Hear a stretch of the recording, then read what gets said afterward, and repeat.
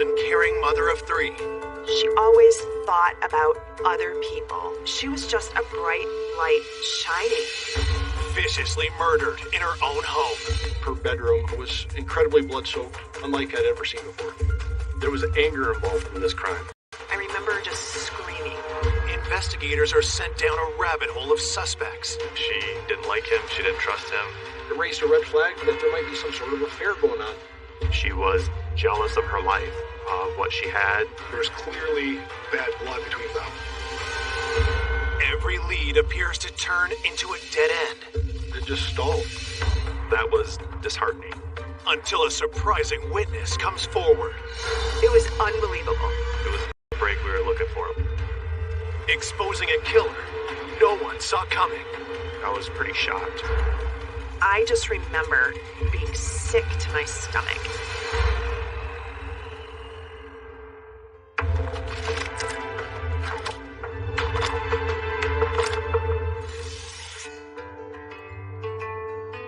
Cortland Township lies in the heart of Michigan. It's fairly rural. Nice. Kind of a good hometown feel. It's one of those areas that everybody gets along, and when you're driving by their house, they're waving at you, and it's just peaceful and quiet. This quaint community is stunned on Saturday, August 5th, 2006, when the Kent County Sheriff's Office receives a 911 call. Emergency? My daughter, we just found her in bed and a lash on her arm and she's all bloody. Just before 5 o'clock, we received a call of a potential suicide at the Pagel residence. Officers are immediately dispatched to the home of 41-year-old Renee Pagel.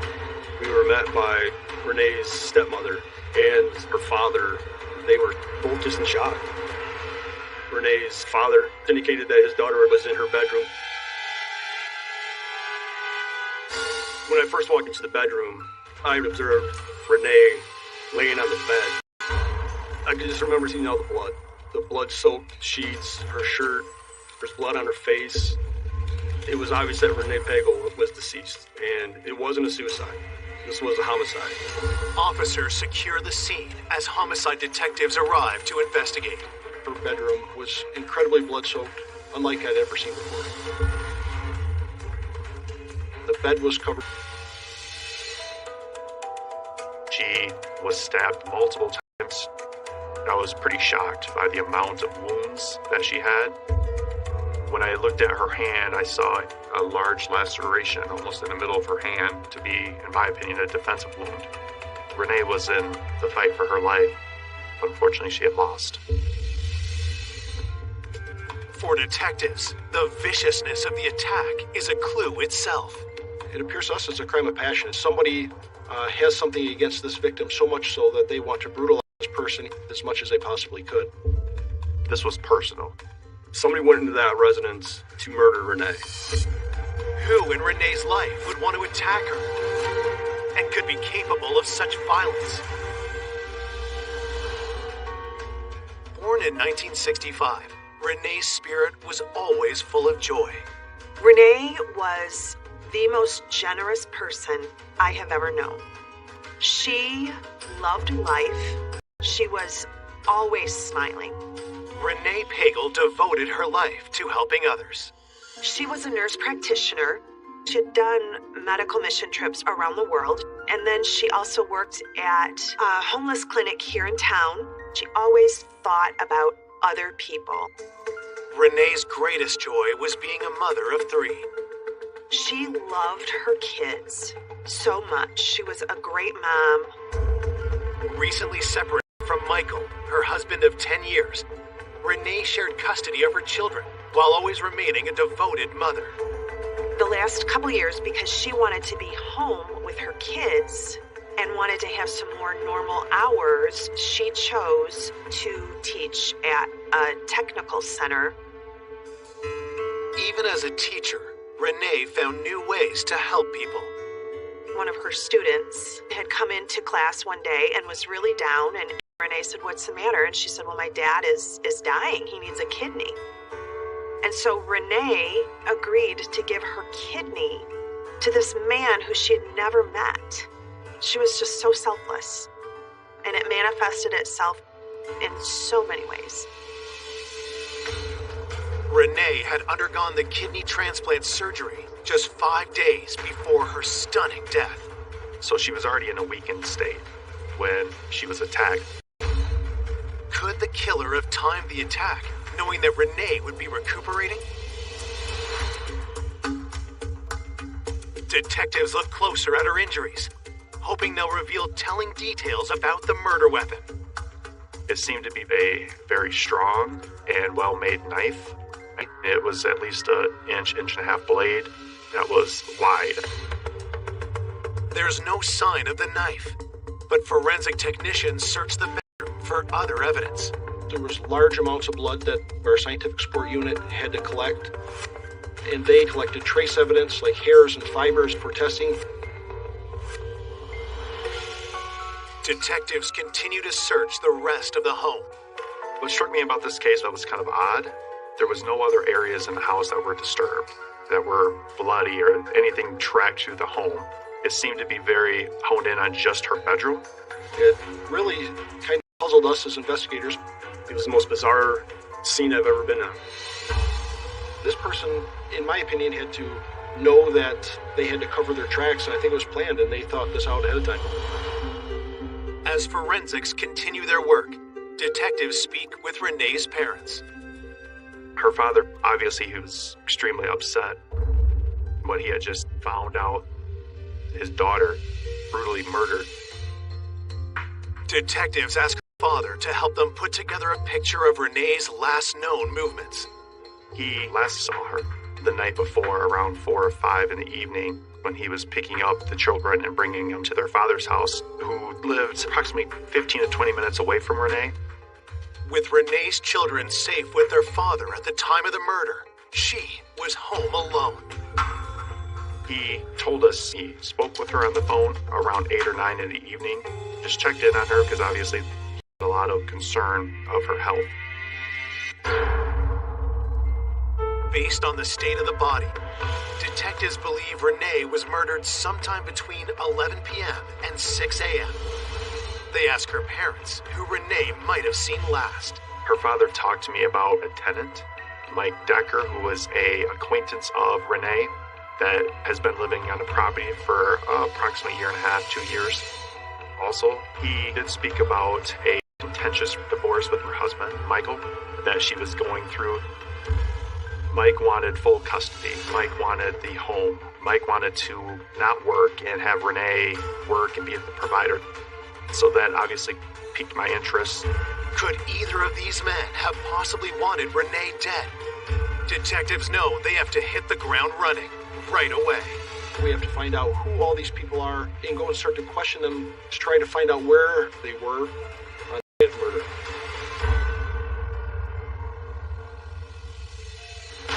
Coming up, investigators uncover an ominous obsession. There was a lot of writings about his hatred for Renee. Alarming secret. Intrigued she felt. She was extremely upset. She was very hurt by this. And the truth blindsides everyone. We've never had a break like this. It was, you're not going to believe this. Just disbelief. I'm still reeling from that one.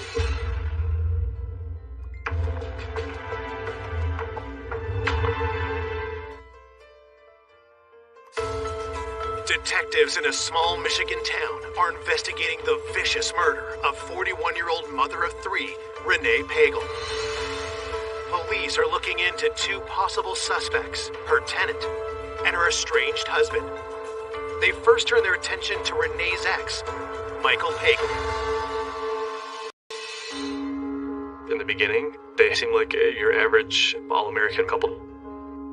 She did tell me that she did love him. She wanted marriage and a family, and he was the opportunity. She looked at him, I think the words were the knight in shining armor. And speaking to friends of the family, they described Michael as a fantastic dad. That he was always about his children. Nobody said anything bad about him. Married life seemed like a dream come true, until cracks started to appear. When I interviewed numerous people, I was told that Mike didn't want a full-time job. Mike wanted to be at home with the kids and let Renee do everything and support him. They were just having a lot of issues back and forth with one another. In early 2005, Mike abruptly surprised Renee with divorce papers. She was very shocked and just sickened to the core. There had been some turmoil in the past between them, but in her mind, things were actually getting better. They were kind of turning around, so she was blindsided by it. She said to me, he expected the house, the kids, and $2,000 a month. In June 2006, just 7 weeks before she was murdered, Renee and Michael had their day in divorce court. When the judge ruled in her favor and said that she got the kids, she got the house, and he was going to have to get a better paying job, something flipped in him. Was Michael so angered by the ruling that he killed Renee in a furious rage? There were a lot of things that put him at the top of our list as a potential suspect that had killed Renee. Detectives go to question Michael. When we arrived at Mike's house, he was not there. His mother said that he should be back shortly. And I said, just want to get an idea of what were you guys doing in the living room where Mike had set up some pillows and some blankets. Then she stated about 8 in the morning, she and Michael had a brief conversation, and then they went about their day. So basically, she was giving him an alibi that he was home all night with the kids. As police finish the interview with his mother, Michael arrives. I explained to him that something had happened to Renee, and we would like to speak to you about this. When Michael was told that she had passed away, there was no reaction out of him. And immediately, without me even going any further, Michael reached into his wallet and gave me an attorney card and said, yeah, I've been told not to talk to the police. Here's my attorney. So I thought that was extremely odd that Michael didn't want to dig further into what happened to Renee. After consulting with his divorce attorney, he told investigators he wouldn't answer any questions. Michael's reticence to cooperate is a red flag, and on August 6th, the day after Renee's murder, police arrive at his home with a search warrant. We're looking for any type of knife that may have been used during the murder. We took a lot of knives from the house, but we found no knives that matched the length and the size and the different characteristics of the knife that was used. Police also collect hair samples and fingerprints from Michael.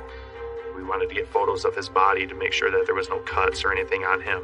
We wanted to look at clothing to see if there was any blood trace evidence anywhere. All the forensic evidence that we collected, we never found anything that was useful in our investigation. All the knives in his home were examined, and there was nothing to link them to this crime. We had no murder weapon. We had no real evidence. There was nothing. It was clean. So when we left that search warrant, I would say we really came out empty-handed. We didn't have anything to tie this murder to Mike Pagel. Despite his potential motive, Michael Pagel drops off detectives' list of suspects, while news of Renee's violent death quickly spreads across town. Her friend called me and said, Chris, Renee's dead. It was surreal. I remember curling up in a fetal position and just screaming. I screamed. I was angry. As her friends and loved ones struggle with her death, Renee's autopsy report comes in. Cause of death was blunt force trauma, homicide. It was a large, heavy-duty knife that was used on her. The autopsy revealed upwards of 50 stab wounds. There were numerous lacerations to the hands and the feet, suggesting defensive wounds. She was stabbed over 50 times. Detectives continue their investigation and now focus their attention on Renee's tenant, Mike Decker. She had this barn that had an upstairs apartment, and he was a renter. The barn was about 75 yards away from the main home. He could have been involved. He could have been a witness. He could have overheard something. One of her friends believed that the week of her surgery, Renee was going to have pizza with Mike Decker, and that she felt that there was some type of maybe a relationship going on. So that sparked our interest. I mean, if he's having a relationship with Renee, did something happen to cause him to get upset and potentially do this horrific crime? We had to find him immediately.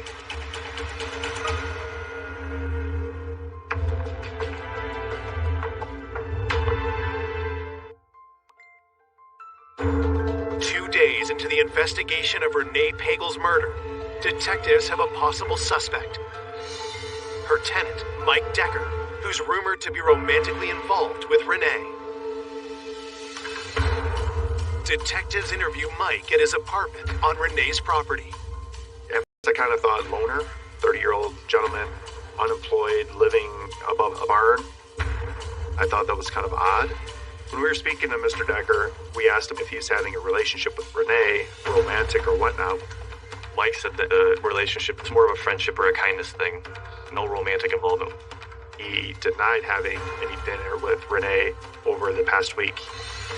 He stated that it was actually a month or two before he suggested that they go out for pizza just as friends, but Renee had turned that down because she was busy. Police ask Mike Decker where he was on the night of the murder.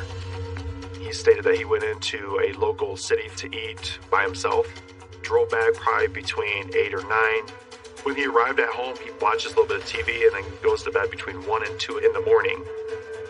Detectives ask him if he heard anything that night, especially after what they had found at the crime scene. We did locate a tire track and a footwear impression in Renee's driveway. He denied hearing anything from Renee's house. Mike tells police he didn't notice anything unusual the next morning either. He woke up in the morning around 9 or 10 and then went to meet with his family to go see a bike race.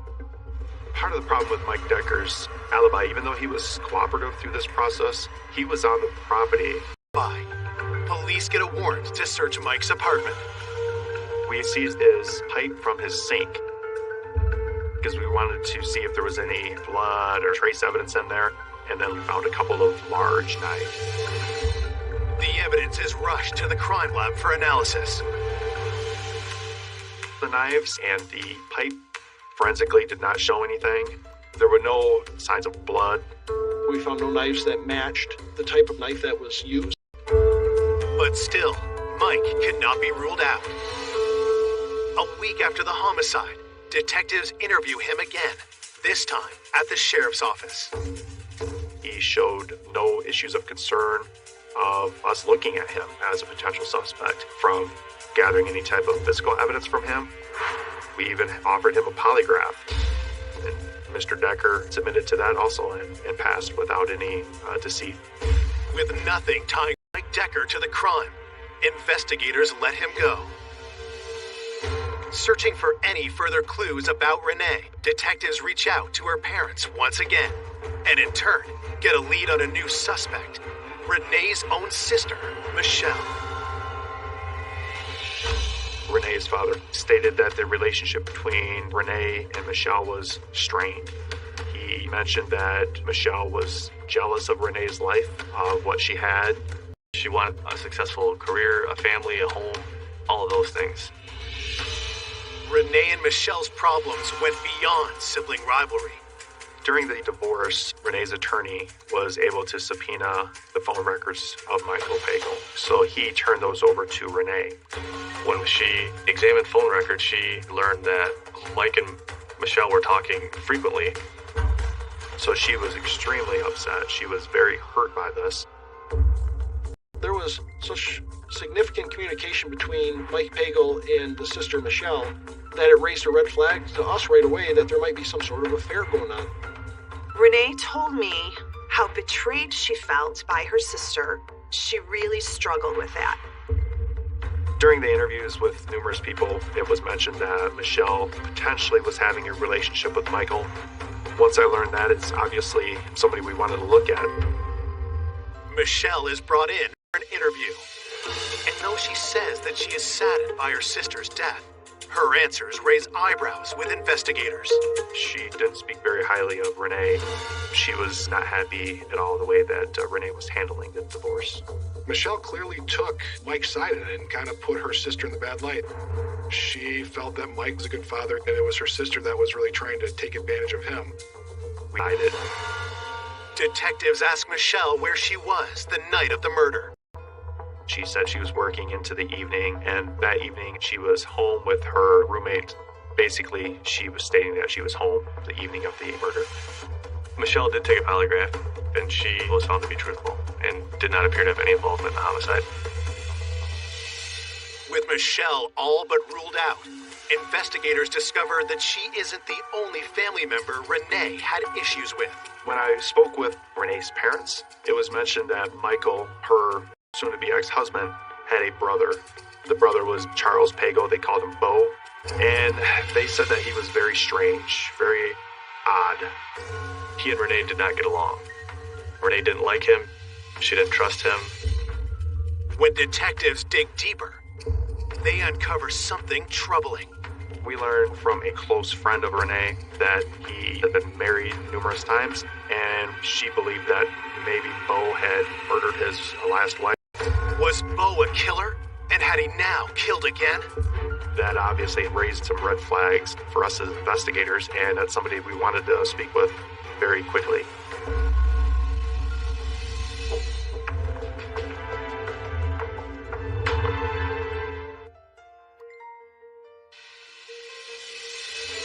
Detectives investigating the vicious stabbing of Renee Pagel are looking at her estranged husband's brother, Bo Pagel. Bo was married 3 times in the past, and one of his ex-wives died under suspicious circumstances. One of Renee's friends gives a statement to police, claiming that she believed Bo may have killed his ex-wife. Obviously, what really sent us his way was the potential murder of his last wife, so that had our attention. Detectives must determine if Bo could actually be a killer. They look deeper into his background. Bo was a loner, lived at home with his mom. We learned that he was an on-the-road trucker, and he traveled all over the country. He would be gone days at a time. Investigators also look closer at Bo and Renee's fractured relationship. There was clearly bad blood between him and Renee, dating back years, going back to the wedding. We found out that Bo refused to be in the wedding. He was going to be the best man. He did not like her, thought she was not good for Mike, and he didn't approve of it whatsoever. He was outspoken to Michael about even marrying Renee. And I think the relationship between Bo and Mike was really more of an estranged relationship for the 10 years that Mike and Renee were married. But after Renee and Michael's separation, everything changed. I do know relationship and became pretty close. Bo was, I believe, happy that Renee was now out of the picture. He could have his brother back. Could Bo have wanted Renee permanently out of Michael's life? Detectives bring him in for questioning. So we interviewed Bo, and he denied any knowledge of the murder, denied any involvement. Bo had said that through the week he was on the road trucking. He got home Thursday night. Bo's alibi was that he was essentially across the state. He had driven a route the day of the homicide. He had gotten back around 6 o'clock and had gone out with friends for dinner. And then afterwards, he stated he went home, spoke to his daughter, and then went to bed. And then the next morning got up and went canoeing with his daughter. We contacted his work. We spoke to the family that he actually had dinner with that Friday evening to account for they were with him, what restaurant, until what time. It pretty much matched up. Though most of his story checks out, no one can confirm that Bo was at home at the time of Renee's murder. Needing more information, detectives reach out to Bo's daughter. We confirmed with her that they went on the canoe trip in the morning. Bo's daughter also puts to rest any suspicion that Bo was responsible for her mother's death. She gave us details about her mother that we didn't know. She was a diabetic, she had some blood sugar problems, and she really didn't care for going to the doctor. So she didn't seek the medical help that she needed, and that ultimately is what resulted in her death. She did not suspect Bo of doing anything. Though Bo's alibi isn't ironclad, there is nothing concrete to link him to Renee's murder, and he is released. It's been 6 weeks since the homicide, and the investigation has ground to a halt. The reason that we were stuck is because there was no physical evidence that would help tie one person to this crime. We looked at every person. The estranged husband, his brother Bo, Renee's sister, and Renee's tenant, and there was nothing to link them to this crime. Police continue investigating for many months, but with no fresh leads, the case goes cold. It just stalled. There was a point where I felt that we would never have a conclusion in this case. It's just sad that we couldn't bring closure to Renee and to her family. As the months went by, I was just like, what is going on? Once the months turns into years, that was Developments in the case. But through it all, Renee's best friend never gives up hope.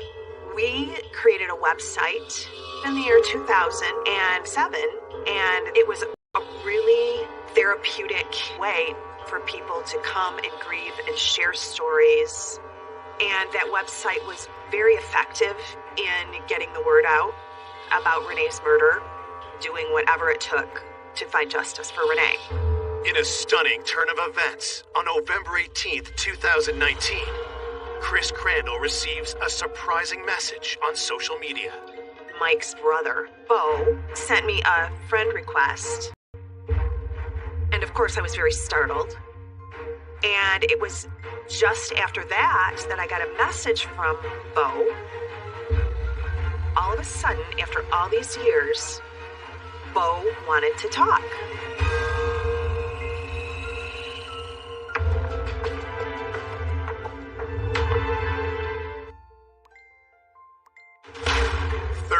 Years after Renee Pagel is viciously stabbed to death, her best friend receives a message from Renee's brother-in-law, Bo Pagel, wanting to talk.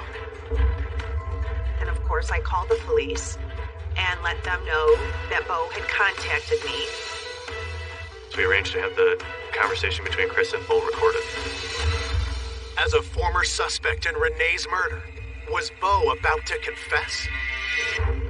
He called me clearly wanting to let it be known that Mike was losing it.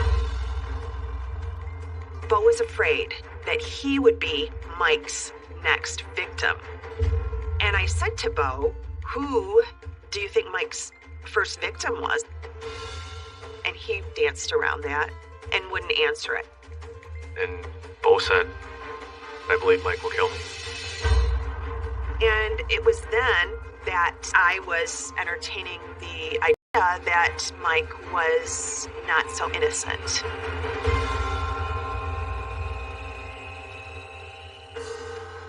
I listened to that conversation and was very concerned. Bo believes Mike's capable of killing somebody. We felt this was a big break. We now knew that Bo may have information about whether or not Mike did commit murder. On February 3rd, 2020, months after his conversation with Chris Crandall, police formally interview Bo. I just asked him to tell us what he knew about anybody being involved in Renee's murder. It's a stunning revelation. It was the break we were looking for. It was the big piece of information that we needed. Knowing this is their chance to finally solve Renee's murder, police get an official statement from Bo. Bo laid out the story for us. Back in 2011, Bo and decided to go out. Mike grabbed a six-pack of beer, and they just drove around and talked as brothers. And they stopped over the top of one bridge over a small river, and in the midst of that conversation, Mike produced a bag, and inside the bag was a knife that was wrapped in a cloth, and Mike made the comment to Bo of, "This is how I finalized my divorce," which was a complete shock to Bo. And it immediately made Bo angry. He said, "I believed you for these years we've supported you, and come to find out you're the one responsible. I can't believe you would have done that, and I think this made Mike angry. He expected Bo to congratulate him, so the way Bo described it was out of frustration. Mike took the knife and threw it into the river. Bo described it as about a 12-inch long, bigger knife, and it appeared to be a very strong, sturdy knife. Investigators get Bo to show them exactly where Michael had thrown the knife. There was quite a bit of old metal, various pieces of cars and other things inside the river, and in my opinion, that wasn't a safe diving environment. We had to find another means to search the bottom of the river. Police wonder if they will be able to recover a knife that has been in the water for 9 years. Then, one of the detectives comes up with an idea. It's called a rare earth magnet. The magnet is something that I've had at home, and it just came to mind as an option for a way to search the watery area and to grab whatever metal pieces were on the bottom of the river. It was tremendously impressive for him to come up with his own homemade magnet device, and he concocted his own fishing line and pulling it through the stream, which is remarkable. Police spent 3 days painstakingly dragging the riverbed with no success. So we were on our last passes of the river, and I began pulling toward my side, and then was, you're not going to believe this, just disbelief. The knife was stuck to the magnet, and it was exactly as Bo described.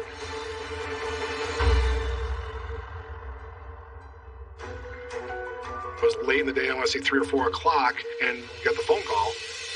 He got the knife. I'm like, no, are you kidding me? He got the knife. No. This is the magnet and the knife exactly as we found it. It was awesome. You really weren't sure if it was going to be there, but there it is. Police now need to confirm if the knife found matches the knife used in Renee Pagel's murder. We brought it down to the medical examiner's office. They viewed it and instantly said, absolutely, it's consistent with the injuries that are on Renee's body. We were very confident we had the murder weapon. Unbelievable. We've never had a break like this. We got the needle in the haystack by finding the knife, and now we had a murder weapon that backed up what a witness said. It allowed us to validate Bo's statement that that knife was thrown in that water by Mike Pagel. On February 6th, 2020, 13 years after Renee's death, Michael Pagel is officially charged with her murder. So this is going to hinge a lot on the testimony of Bo, but it's still circumstantial evidence. And is the jury going to believe him or not? In the midst of that, the defense attorneys asked if we would consider a plea offer. When someone asks for a plea, it usually means that they're willing to tell the truth. And in this case, that was one of the conditions, is we wanted to hear the truth as part of the plea agreement. The prosecution agrees to a plea deal of second-degree murder and a minimum of 25 years in prison. We wanted to get a term of years to make sure he was old enough that he would never harm anyone again. On May 20th, 2020, 55-year-old Michael Pagel agrees to plead guilty to second-degree murder, avoiding a trial by jury. But at his plea hearing, Michael suddenly turns the case on its head. It was unbelievable. And I just remember being sick to my stomach.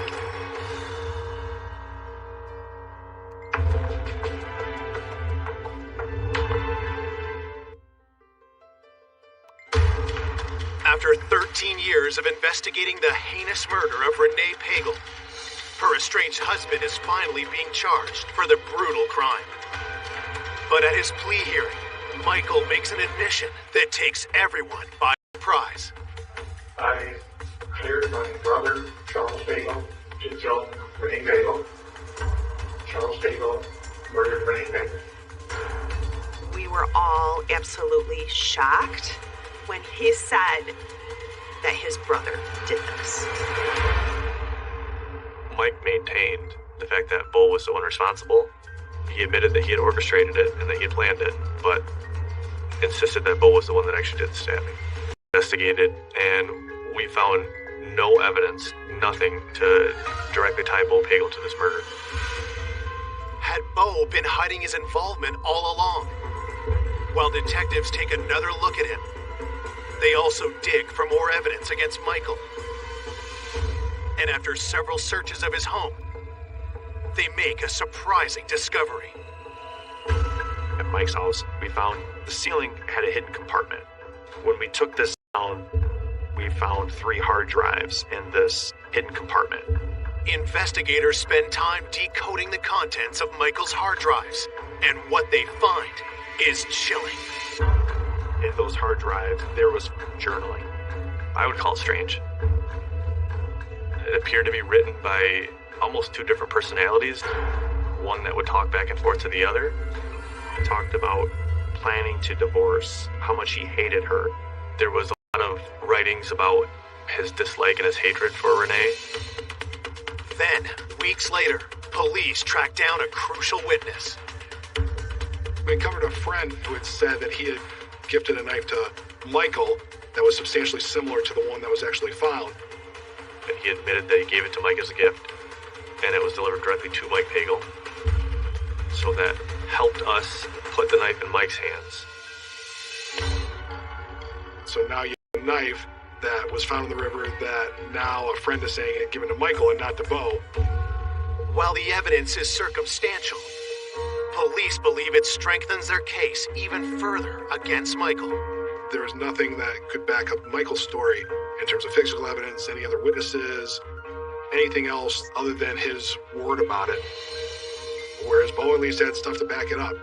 His alibi backed up, and the physical evidence that he provided backed it up. So just absolutely nothing that shows that Bo did this. This was Michael Pagel. This was all him that committed this murder that night.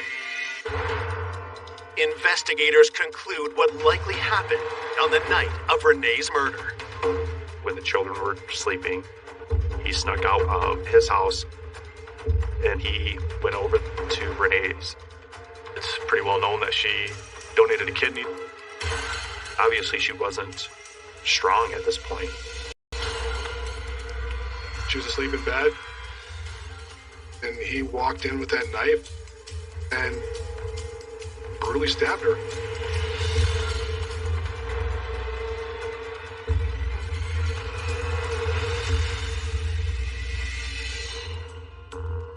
I believe that Mike no doubt planned this out. There's no how he absolutely didn't leave a blood drop, a fingerprint, a mark, any physical evidence. Bo tells us about Mike commenting that he had worn coveralls and galoshes. So he had taken precaution to not get his clothes bloody, and that he had removed those items and then put them in a garbage bag and left. And that the clothes were later burned. He's not a stupid man. He knew enough to cover his tracks. He went in there purposely. He had an intent, he had a purpose, and he went in there to kill her, and he did. There was anger involved in this crime. This was evil. But why would Michael kill Renee? I believe Mike Pagel was very upset with the way the divorce was proceeding, that he didn't get sole custody of the children, that he didn't get the family home. Things just weren't going his way. He's got motive, and if anybody's got rage, it's the about-to-be ex-husband who's not getting what he wanted. I think that the writing was on the wall for him that this was the end. On October 5th, 2020, Michael Pagel is sentenced to 25 to 50 years in prison. I never thought it would take 14 years to bring justice to Renee and to her family. But, you always had in the back of your mind that justice would be served. It was incredible exhilaration, and I do believe that the information that I provided and the passion that I poured into this did help. Renee's loved ones will always be inspired by her memory. The friendship that we had was deep. It was eternal. She brought so much beauty to this world. She was just a bright light shining. Oh, I miss her. 3 hard drives in this hidden compartment. Investigators spend time decoding the contents of Michael's hard drives,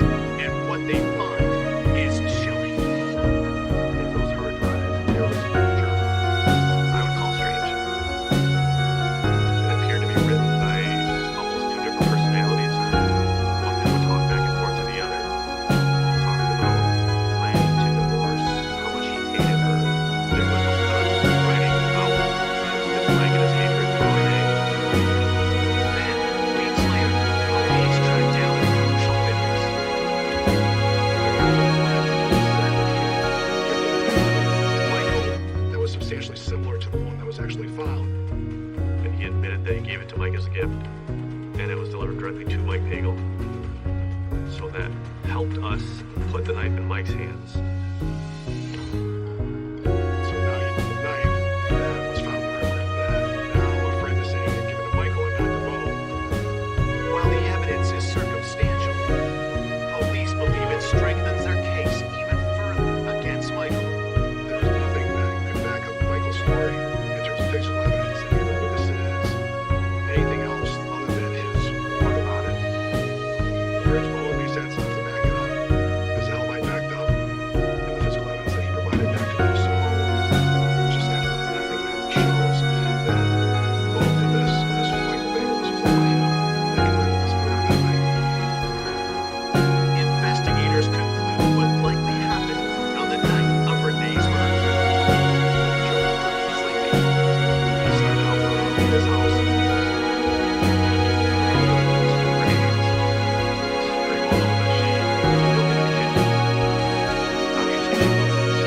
Strong at this point.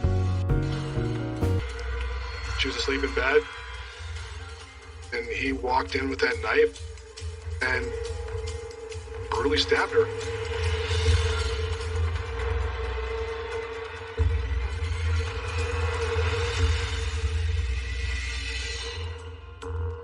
I believe that Mike no doubt planned this out. There's no how he absolutely didn't leave a blood drop, a fingerprint, a mark, any physical evidence. Bo tells us about Mike commenting that he had worn coveralls and galoshes. So he had taken precaution to not get his clothes bloody, and that he had removed those items and then put them in a garbage bag and left. And that the clothes were later burned. He's not a stupid man. He knew enough to cover his tracks. He went in there purposely. He had an intent, he had a purpose, and he went in there to kill her, and he did. There was anger involved in this crime. This was evil. But why would Michael kill Renee? I believe Mike Pagel was very upset with the way the divorce was proceeding, that he didn't get sole custody of the children, that he didn't get the family home. Things just weren't going his way. He's got motive, and if anybody's got rage, it's the about-to-be ex-husband who's not getting what he wanted. I think that the writing was on the wall for him, that this was the end. On October 5th, 2020, Michael Pagel is sentenced to 25 to 50 years in prison. I never thought it would take 14 years to bring justice to Renee and to her family. But, you know, you always had in the back of your mind that justice would be served. It was incredible exhilaration, and I do believe that the information that I provided and the passion that I poured into this did help. Renee's loved ones will always be inspired by her memory. The friendship that we had was deep. It was eternal. She brought so much beauty to this world. She was just a bright light shining. Oh, I miss her.